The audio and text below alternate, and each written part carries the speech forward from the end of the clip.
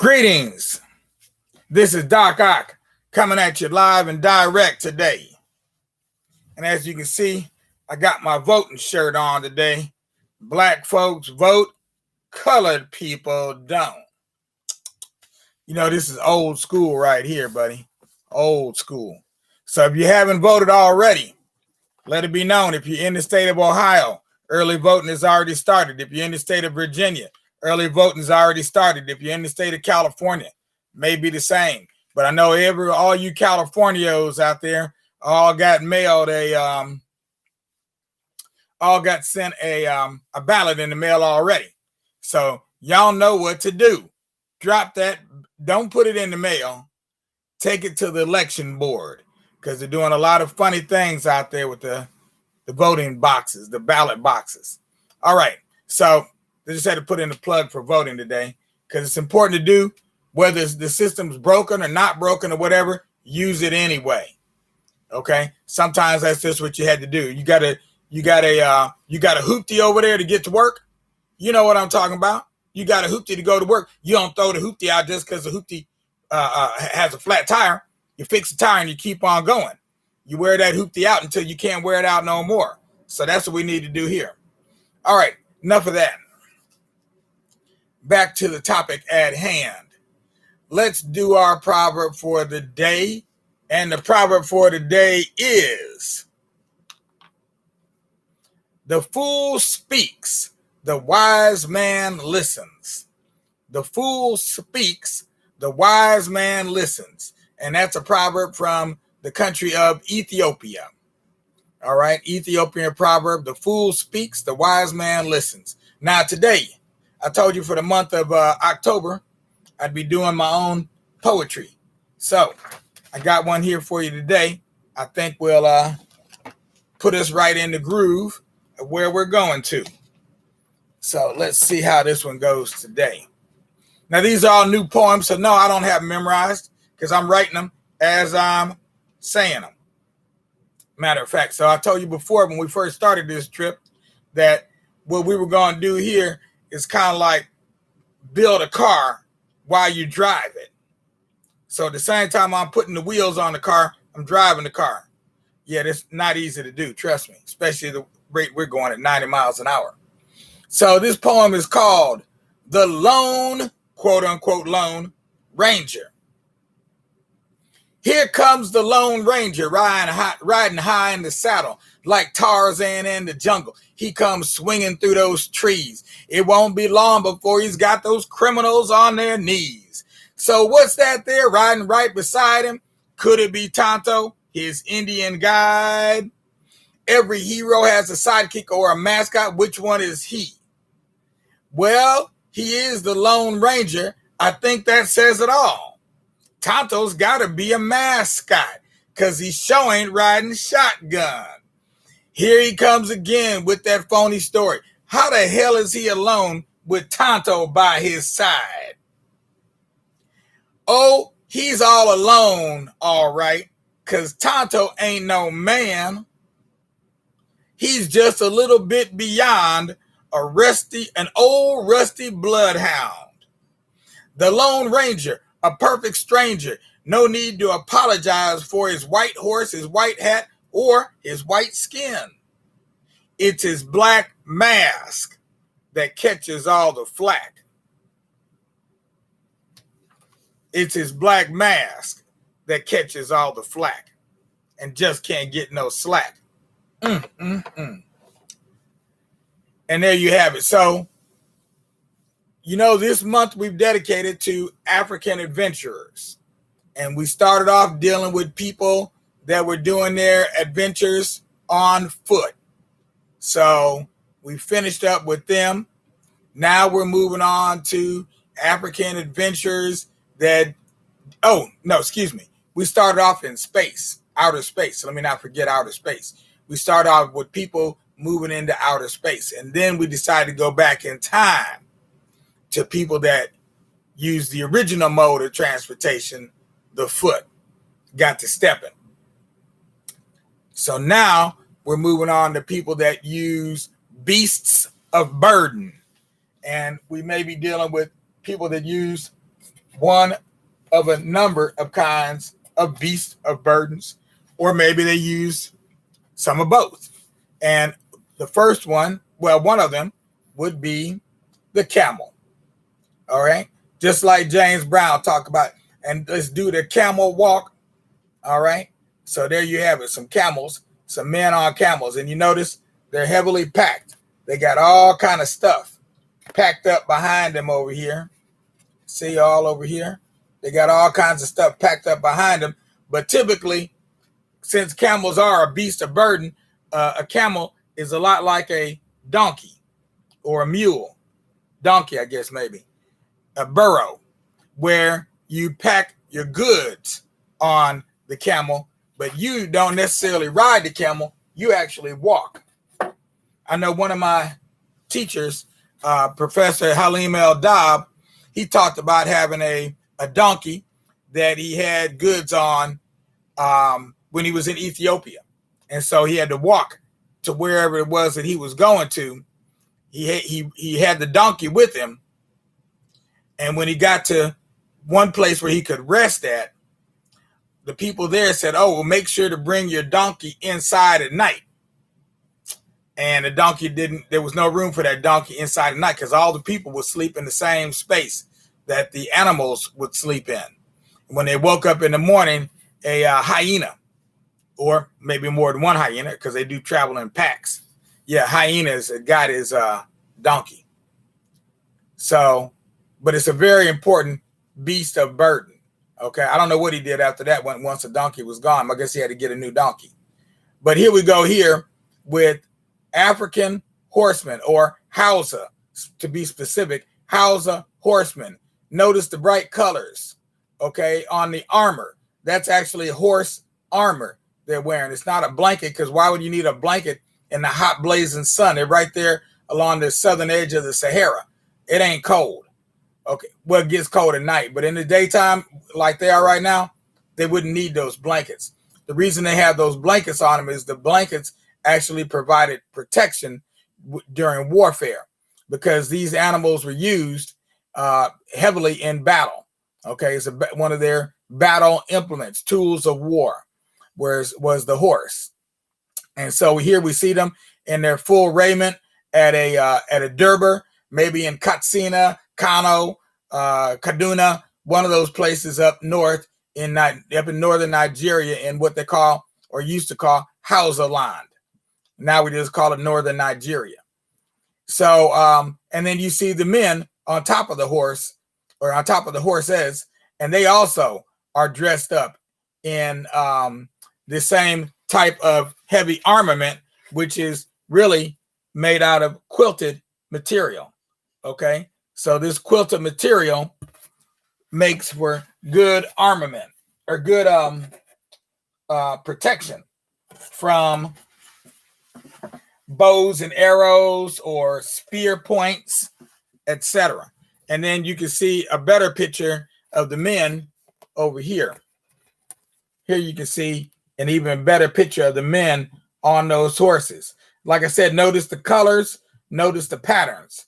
There's some very significant patterns on those that armor, as well as just notice the vibrant colors, the red and green being very prominent.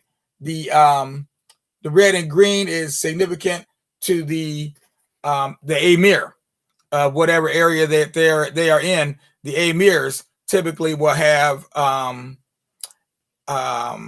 their interpreters, or some of their personal bodyguards will wear a particular colored outfit. And a lot of times, from what I've been seeing, they're usually this same shade of red. Okay, the same shade of red and green. And so we'll see that again later. I've got some other examples of that also. Right. And then here you have a depiction of Mansa Musa. Obviously, this is an artist depiction. It's not based on a photograph or anything. Nobody has photos or paintings exactly from back in his day. But here you see Mansa Musa on a horse, and he was the emperor of that area, or actually we call him a Mansa. Mansa means, it doesn't mean emperor, but it means that he was over the leaders of other areas. Okay, he was the leader of leaders, so to speak, king of kings, which makes him an emperor. And then you see stretched back there in the distance, all these people going way back here. All of them are walkers. They're all walking, but you see the leaders will be on the horses, and then they've also got the camel over here acting as a beast of burden again. So you see that idea of the beast of burden there, right? Got the horses and the camels working side by side, and they can go through the desert, because when we say desert, we don't necessarily mean that it's all those big sand dunes. Okay, because you say desert doesn't mean the whole area is nothing but those sand dunes. A lot of times desert just means deserted. There's nothing really around for miles except the land, with and the exception of a few plants here and scattered around here and there. And of course, there's always some critters that can live in very harsh conditions, because that's also a protection for them. It keeps other animals from being able to eat them because they can't deal with the harsh conditions the way those ones that are adapted to that area can. So this week, we're going to start off reading about the Hausa of northern Nigeria. And here you see another Hausa man on top of a horse, okay, just up close. And you notice the turban that he's wearing here is very dark. It's not black, actually. It's indigo. It's dyed with indigo. So it's indigo blue, which is a deep, dark blue-black color. It's so blue, it's almost black. And you'll notice his face is also very dark, which may be the natural color of his face, or it may be the result of wrapping this turban, because you see it comes down here around his chin. Yep, you can see parts of it coming down here around under his chin. You know, oftentimes they would wrap that around the face, and so that blue dye comes off on everything. It gets off on the hands, it gets off on the face, it gets off on any part of the body that it touches. That indigo will rub off. And so they call these people the blue people, darker than blue. Now, let's see what do we have here. Now, this book is not a narrative style. This is a book to just talk about different groups. I've got a couple more over here, which I may use from time to time, but this series of books talks about different groups of people in different parts of Africa. So let's see what they have to say about the Hausa. The people. I'll show you some of the pictures. I'm not going to show you every last one, but I'll show you some of the pictures of the people here. This is a musician here. You can see he's playing a stringed instrument, obviously not a guitar, because we've had instruments long before there were guitars. Before anybody ever thought of a guitar, we had stringed instruments. Okay. And so it talks about the traditional homeland of the Hausa stretches south from the Air Mountains in Niger to the Jos Plateau in central Nigeria. It stretches westward from Lake Chad to the ancient empire of Songhai along the Niger River Valley in present-day Mali. This region is known as the Central Sudan. So I'm going to go back one page here and show you the map, just to give you a better idea of the area we're talking about. It's a vast area. From Lake Chad is right here, I believe. That should be Lake Chad right here. And so he's saying it stretches from Lake Chad over here, all the way over here into Mali, and all the way north to the Sahara, and all the way, no, he said from Jos Plateau. What was the other place that he mentioned? Said from the Air Mountains. I don't know where the Air Mountains are, but they're up. They have to be up here somewhere, because this is northern Nigeria here. So they're up here. They're up there somewhere. Okay, I'm not sure exactly where they're at. And then the Jos Plateau is down here. So almost the whole top 2/3 of Nigeria is all part of Hausa land, because Hausa land extends beyond the borders of any one country. It's in more than Hausa land encompasses more than one country. So the term Hausa originally referred only to the spoken language of the people to whom the name was applied from about the 16th century. Until then, the peoples were known by the various names of their cities or kingdoms. The Hausa are generally dark in complexion, but their language is classified as belonging to the Afro-Asiatic family of languages. I wonder, could that be because they had their own system of writing? They have their own system of writing, because why would that be? Today, not all those who speak Hausa are the same ethnic origin. However, present-day Hausa stem from Black ancestry that was transformed by widespread migration. The Hausa, who are widely dispersed geographically, are the largest ethnic group in the northern region of Nigeria, referred to as the far north or the Muslim north. The second largest group in this area is variously called the Fulani, the Pool, or the Fulbe. Because the Hausa and Fulani have close ties and are often interrelated, Nigerians tend to speak of the Hausa Fulani as one group. Nevertheless, some Hausa and Fulani regard themselves as distinct.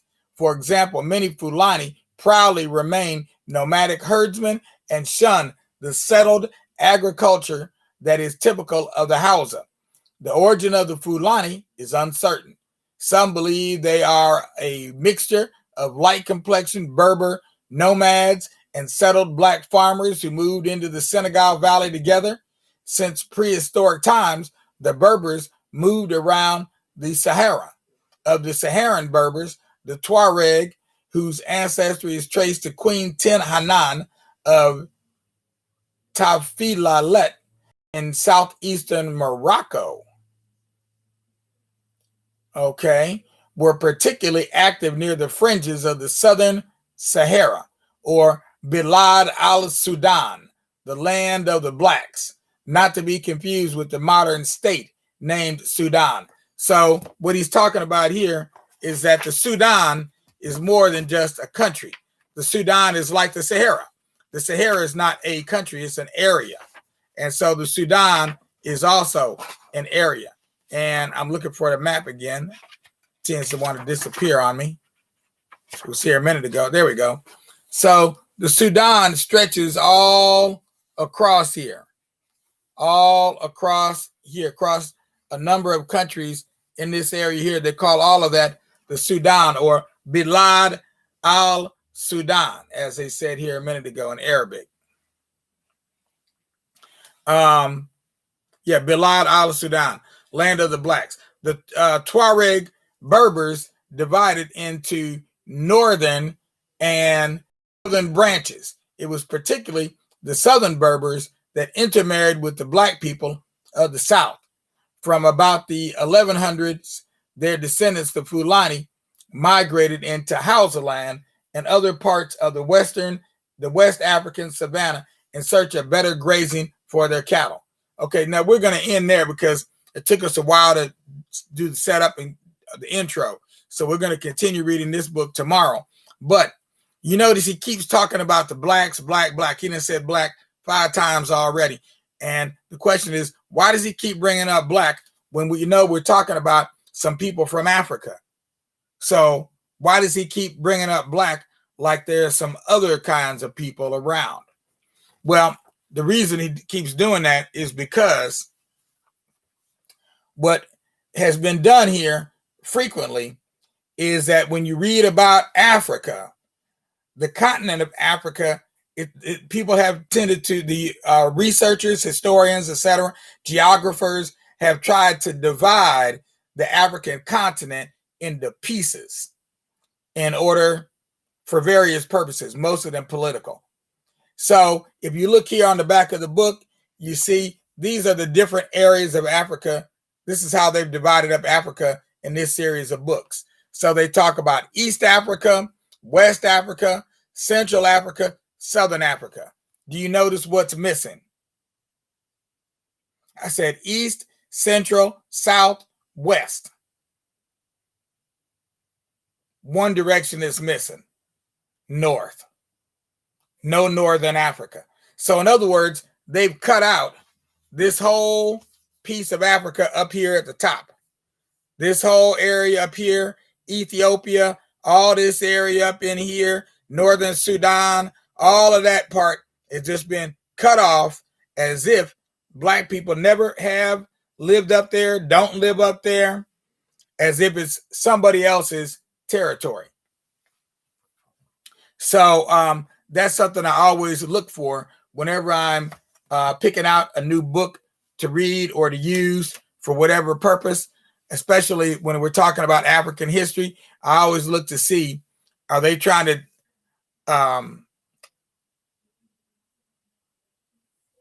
squeeze the area that black people occupy into a very small area, much smaller area than what it originally was, has been known as, still is today to a large extent. Because even today, you'll still find black Egyptians, you'll find black folks all over the continent, but there has been a lot of colonization, encroachment, mixtures of different various peoples going across Northern Africa. That part is true, but it's still part of Africa. And it makes about as much sense to talk about Africa as West, South, East, and Central as it does to talk about America, the United States of America, and talk about America west of the Rocky Mountains. Who divides up a book like that on American history? Nobody divides up America as what's east of the Rocky Mountains and what's west of the Rocky Mountains. It's all the USA, even though the culture on that whole West Coast is and always has been quite different than the rest of the country because of the Spanish influence in the beginning, and now because of, just as an example, marijuana. Okay, legal all the way from the border from Canada, all the way down to Mexico, all the way over into Arizona, Nevada, New Mexico, Colorado, all those states, they've all legalized marijuana. That is not true. You don't find a block like that on the East Coast like you do on the West Coast. So since the culture is so different, maybe we should do an American history book and just cut off the whole West Coast and only talk about from the east side of the Rockies over. And then you still got to move past Colorado and New Mexico and Arizona. You got to leave them out of the picture. Maybe you can talk about Texas. They're kind of regular. At any rate, so much for that. Our time is up. It's been up for a minute, so I'm going to close this out. You know what to do. Today is the second of the last day before the end of our 2020 campaign. Our attempt to raise $20,000 by October 20th. Tomorrow is the 20th. Meanwhile, you can donate down below. You can go to our website and donate. Either way will make our day. On the website, you just click the donation link at the top, and it'll take you to the page where you can make your donation. We really appreciate everybody's support out there. I see you out there, Aisha. How you been, dear? All right, let me wave at Aisha there. And we'll be back tonight at 9 o'clock with a continuation of the story of Biddy Mason with open hands. Yeah, because that sister just kept right on walking. Yeah, man. She wasn't walking a mile for a camel, but the girl could do some walking, though. So we'll see you tonight and back here again tomorrow at noon. Doc Ock at noon and 9, signing off. Peace out, y'all.